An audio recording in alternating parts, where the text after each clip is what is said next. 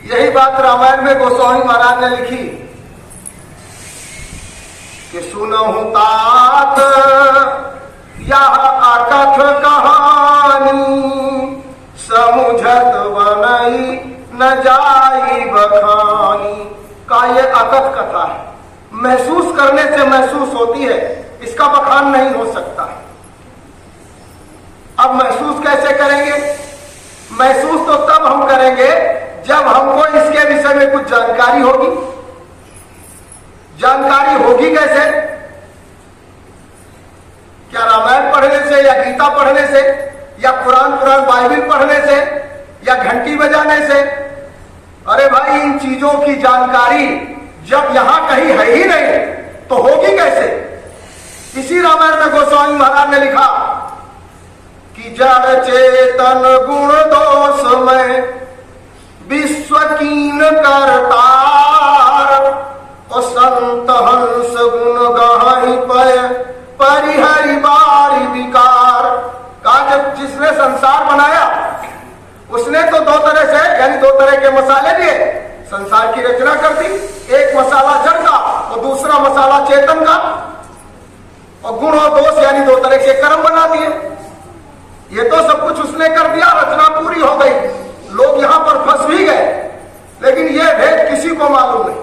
सारी किताबों को लोगों ने पढ़ डाला, लेकिन यह भेद समझ में किसी की कुछ नहीं आया। कहा यह भेद किसने जाना? तो कहा संत हंस गुण गहई परिहरि बारी विकार।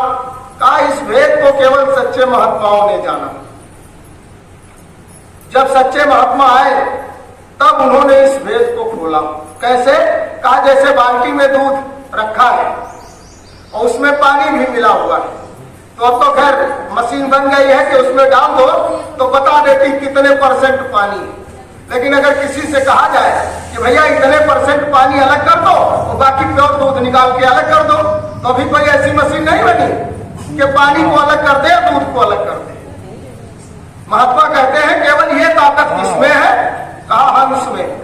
अगर वो दूध की बाल्टी हंस के पास जाए और हंस उसमें अपनी चोंच डाल दे तो दूध अलग हो जाएगा, वो पानी अलग हो जाएगा। उसी तरह से सच्चे महात्मा होते हैं कि जब वो इस संसार में आते हैं तो इस संसार का भेद खोल करके हमको आपको समझाने की कोशिश करते हैं। इसी को कहते हैं सत्संग।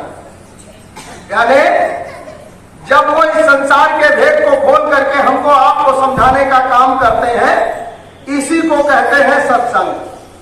लेकिन इस संसार में अगर कोई चीज दुर्लभ है तो कौन सी चीज दुर्लभ है? यह भी गोस्वामी महाराज ने ही लिखा, इसी रामायण में लिखा कि सत्संगति दुर्लभ संसारा, और निमिष दंड भरिए कौबारा। यानी 10-5 मिनट का भी सत्संग इस संसार में मुश्किल है।